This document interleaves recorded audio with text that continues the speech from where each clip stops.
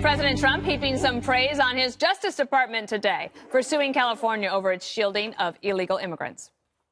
Sanctuary cities, we're working very hard. The Justice Department has done a fantastic job. I do think we should have legislation where we put an extra line in the money that we give them. You want the money, you can't have the sanctuary cities. What the mayor of Oakland did the other day was a disgrace, where they had close to 1,000 people ready to be gotten. She went out and warned them all, scatter.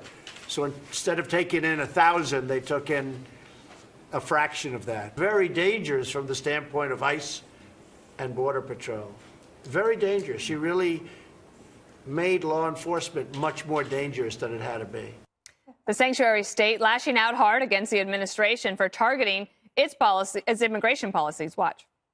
How dare you vilify members of our community by trying to frighten the American public into thinking that all undocumented residents are dangerous criminals. The Attorney General is trying to distract the American people from a failed immigration system by painting a racist broad brush of our immigrant community as dangerous criminals. It's a bad idea for him to start talking about anything to do with the history of slavery or Reconstruction or the Civil War in the United States. His credibility is pretty much shot on those issues. California represents the future, and they don't like it, but there you go.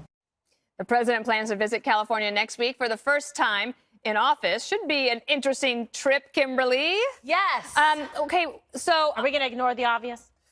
Well, we all wore blue in solidarity for something that we will maybe explain later, or we just forgot. Anyway, and one of us looks like a Smurf, not me.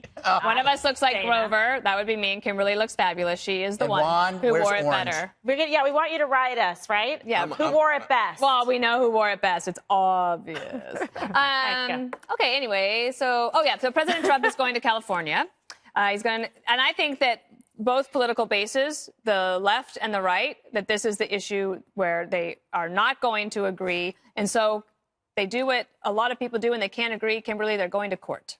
They are going to court. Who's going to win? Yes. Well, it's this is what happens, right? And so California has obviously been, and all of its leaders, from the governor to the lieutenant governor, quite aggressive against President Trump, aggressive against his immigration policies. You have mayors making, protests, warning illegals if there's about to be a raid, etc. So you also have them wanting to sue him environmentally about the wall, taking a lot of heat about that. And everybody who's running for office for governor next feels the same way and wants to sue. Okay, I don't think that's going to work out very well for them. What I like about President Trump is he's not shying away from any kind of adversity. He's going to go there. He's going to make his opinions known. He's going to check and see what's going on. I think it's going to be contentious. There'll probably be protests, etc. But ultimately, I believe he's going to prevail on this issue. And Greg, California, while of course its politics mostly lean left, there are a lot of conservatives and Republicans that live there that probably agree that at least on the sanctuary city issue,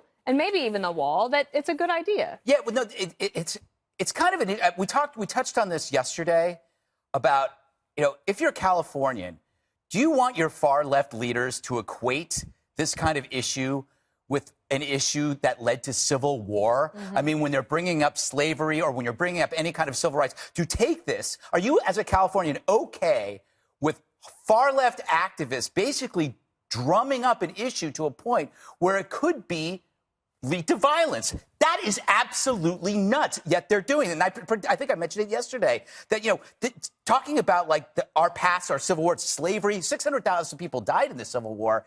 It's a little bit irrational to bring up these things when you're talking about, illegal aliens and a federal law, in sanctuary cities. It's a bit irrational. And I go back to the other point I said, if you're okay with violating a law that you don't like, then you better be okay with me violating a law that you like. So can I have a sanctuary city for open carry or an abortion-free zone? What would really tick off the left would be smoking. Or how about this? Just an entire city, sanctuary city for unborn children, a permit to carry, and country music. Well, country music? Yes. That would drive left-wing activists Actually, in California I'll let crazy. you have your own sanctuary city for death metal. Yes. And then no one will come visit. Yes, a sanctuary Then you city can be for alone, Slayer. and it'll be better for you. Yeah. Right. If you're with me, America, let Charming me know. music choice. Okay, I had a great question for you about sanctuary city. I really had a good one. He threw me off with country music. So I'll just let you say whatever you think you want to say. I agree with Greg, says Juan. Okay, moving on. Yes, because it's kind of a blue Thursday. Yeah. So my thought is this, that there's so much interesting, so many layers to this, because, as you know, President Obama sued Arizona for violating some of the federal government's policies with regard to immigration, and he won. He won because the court said that federal law, when it comes to immigration, is supreme and is the law of the land, and states shouldn't interfere. California's response to this, though, is that they are not interfering, that, in fact, what they're doing under the 10th Amendment, which guarantees them the right to protect public safety, is taking steps to make sure, one, that, for example, private employers aren't simply trying to avoid paying people by calling the feds and saying, hey, get these guys out of here before I have to pay them, or secondly, that people who are not criminals but are immigrants are not abused when they are detained and housed in facilities, sometimes for-profit facilities. There's been a history of past abuse of immigrants. And when it comes, Greg, to this talk about slavery, that was brought up not by Kamala Harris, that was brought up by our Attorney General, Jeff Sessions, who said that the southern states believed in nullification of federal law, and that's what he said California was up to. I think that there are areas here where California is going to say, we're not trying to nullify any law. We're simply trying to protect the state of California. We're trying to protect our citizens. From what? Well, public safety, because remember, even the police chiefs say... the threat to public safety? The threat to public safety is that people feel like they can't talk to the cops, they can't talk to law enforcement because they're in fear of statistics aren't there for that The claim. statistics back it up. That's why the police chiefs back it up. Well, some police chiefs do. And some don't. That's true. That's why I said some do. What do you think of this, Jason? Because when you were in Congress, this whole issue, when President Obama sued Arizona, that all took place at that time. One of the most infuriating hearings that I held was when we had the victims of the crimes from the criminal element. The point isn't about the bigger, broader population, although if you're here illegally, you're here illegally, but it's the criminal element. And 80,000 times during the Obama administration, there was somebody that was incarcerated, got entangled with the law, they were convicted of a crime, and then President Obama released them back out of the United States, as opposed to deporting them. And the Democrats in California are absolutely nuts. They're trying. They're Tell us about it. They are absolutely nuts. We're talking about taking care of ICE officers that are trying to get rid of the criminal element. Yeah. And all the problems and things going on in California, like education and crime and not funding their pensions, they have to go out and pass a law saying, hey, your private entity, you cannot cooperate with the federal law enforcement? That's crazy. No, I didn't say they couldn't cooperate. They're California, and they could lose on this, as Kimberly said, but they simply said that they want a 72-hour period so that employers are not in the position of saying, we don't want to pay these guys, or we can get rid of these guys and get a new batch of illegal immigrants that we can pay less. That's what that's about. No, they go to great lengths to protect the criminal element as opposed to supporting those ICE officers who put their lives on the line when they go to work. I think that you remember that President Obama was called the deporter-in-chief because he was very aggressive. And by the way, the American people are very not aggressive enough. If you have committed a crime and you're an illegal immigrant, people want you out. What we're talking about is red meat for the base. I think that's what Pelosi said. That's what this is. This is Trump.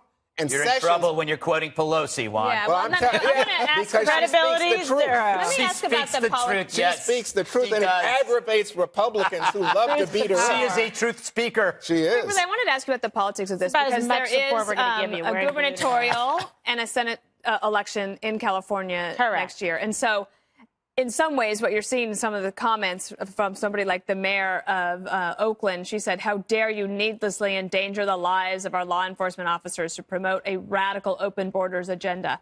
For overzealous. But is this issue going to pull all of those Democrats that are in the gubernatorial race farther to the left as they try to win that primary, possibly making it hard for them to tack back to the center? I think it will make them difficult for them to tack back to the center for sure. But let's be honest. If you're talking about the gubernatorial race, you're talking about the current lieutenant governor, right, Gavin Newsom, and you're talking about, I heard of him, and Antonio Villaraigosa, yeah.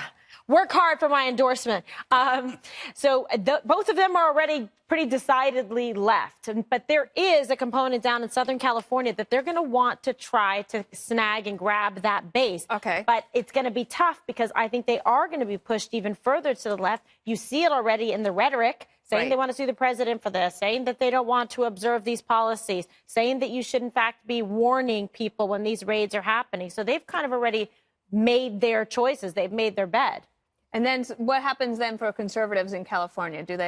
Should they stomp their feet? Well, there is the Gutfeld solution, U-Haul? which is U-Haul selling California to Mexico for $50 trillion. I forgot about that. The rest of America, 49 states, gets a 3-year tax holiday because that's about $10 trillion. The remaining $40 trillion goes to solve poverty, air pollution, diseases. By 2030, America will consider buying California back, but only if they behave.